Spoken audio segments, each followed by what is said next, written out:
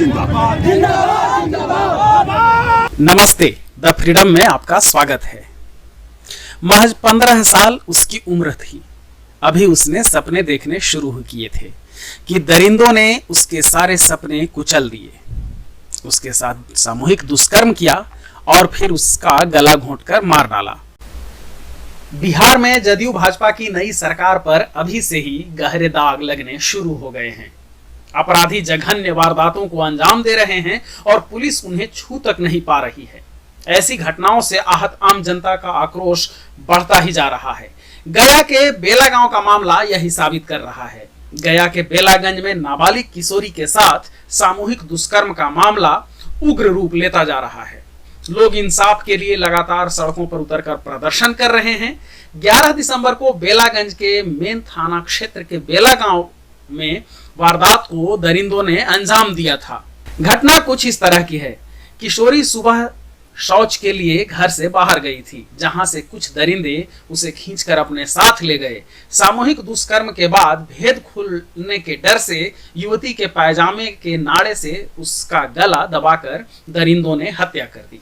यानी पहले दुष्कर्म किया, सामूहिक दुष्कर्म किया और फिर उसका गला दबाकर हत्या कर दी। काफी देर तक नहीं लौटने पर परिजन उसे खोजने निकले। 1 घंटा की खोजबीन के बाद युवती मिली, लेकिन वह जिंदा नहीं थी, यानी युवती का शव मिला। दिलचस्प यह है कि पुलिस ने उसी दिन बिना किसी जांच के ही घोषणा कर दी कि किशोरी के साथ दुष्कर्म नहीं हुआ, जबकि किशोरी के परिजनों और जिसने भी वो हालत देखी घटनास्थल पर, सबका कहना है कि उसके साथ दुष्कर्म हुआ है।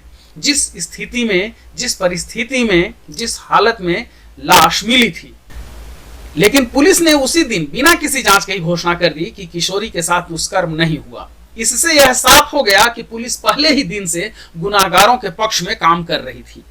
पुलिस ने ऐसा मोटी रकम लेकर किया या फिर किसी और दबाव में, यह अभी जांच का विषय है। परिजनों का यह भी कहना है कि पुलिस को सूचना दी गई सुबह 9 बजे और पुलिस घटनास्थल पर 12 बजे पहुंची। घटना के बाद पुलिस ने शव को पोस्टमार्टम के लिए अस्पताल भेजा। परिजनों का आरोप है कि पोस्टमार्टम होते ही पुलिस उन पर तुरंत शव का अंतिम संस्कार करने का जोरदार तरीके से दबाव बनाने लगी। आखिरकार किशोरी के शव का अंतिम संस्कार भी कर दिया गया।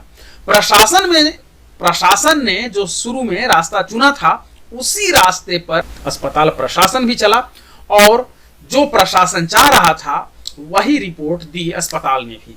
रिपोर्ट के अनुसार युवती के साथ दुष्कर्म नहीं हुआ था। हालांकि यह बात प्रशासन को छोड़कर किसी और के गले नहीं उतर रही।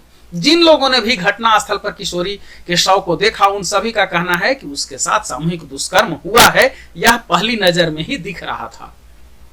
घटना को लेकर इलाके में जबरदस्त आक्रोश है।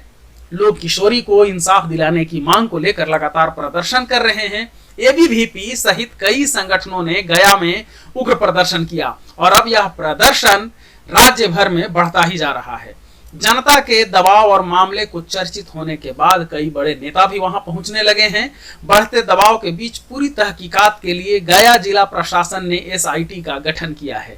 केस में लापरवाही और संदिग्ध हरकतों को देखते हुए मेन थाना के थाना प्रभारी को एसआईटी से बाहर रखा गया है। सत्तारूढ़ दल ने भी मामले की जांच के लिए 16 दिसंबर को एक टीम जांच के लिए भेजी थी, यानी जदयू ने। इस टीम में मुख्य रूप से जनप्रतिनिधि शामिल थे, जदयू के बड़े लोग शामिल थे। इस टीम के भी आधिकारिक सूत्रों का कहना है कि किशोरी के साथ सामूहिक दुष्कर्म हुआ था।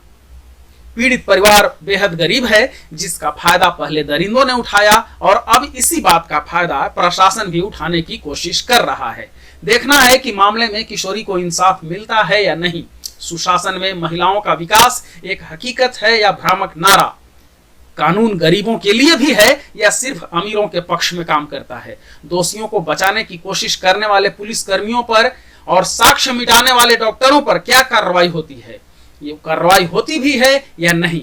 देखना है कि इंसाफ और गुनाह की जंग में किसकी जीत होती है। इस घटना को लेकर हैवानियत का शिकार हुई किशोरी के भाई का ये पूरा बयान सुनिए कि कैसे पूरी घटना हुई और किस हालत में उसने अपनी बहन का शव देखा और उसके बाद किस तरह से प्रशासन ने उस पर दबाव बनाया और बाद में लिपापोती की कोशिश की। यह है पीड़िता यानी मृतक के भाई का बयान। एकदम से 12 बजे रात तक बोल रहा था कि लाश जलाने के लिए, पोस्टमास्टर करने के बाद भी लाश जलाने के लिए देश दम से जबरदस्ती कर रहा है। हम लोग मांग के सीबीआई के, तो सीबीआई नहीं आया।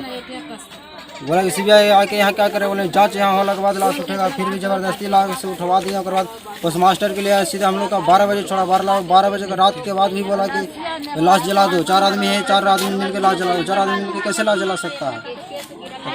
गाड़ी बीच में ही रोक गाड़ी दिया था, उधर रोक दिया, वहाँ रोक के हम ध्यान दे रहा था। हाँ, खाना वाला कि यहाँ लाश तुम लोग 4 को है मिलके यहाँ जला दो। वहाँ पर हम दोनों भाई वहाँ गए थे पोस्टमास्टर कराने के लिए। हम लोग जा रहे हैं, पूरा तरह से दबाव पड़ रहा है। जब मेरे यहाँ से पापा उनका थे, मेरे पापा के लेके चल गए थाना में, पाई हुआ रेप केस हटा दिया, रिपोर्ट नहीं लिखा है, बोल रहा है कि गला दबा के हुआ था।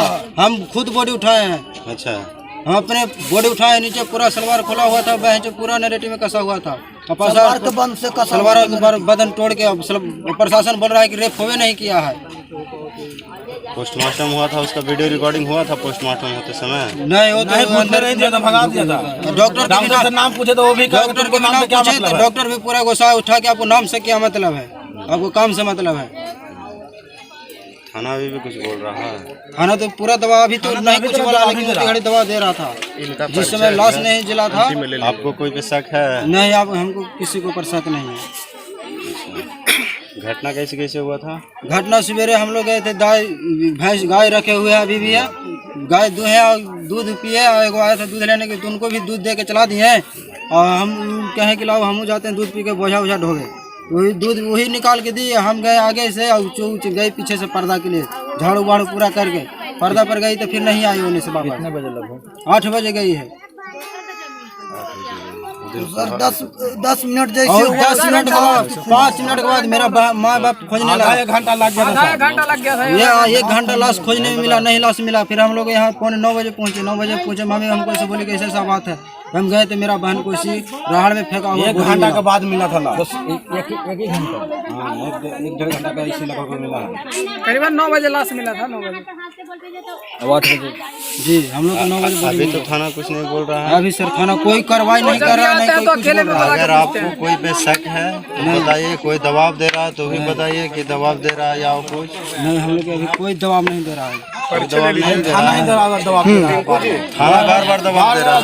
बार-बार ऐसा केस तो कितना लंबा हो जाएगा। थाना या किसी और से धमकी नहीं।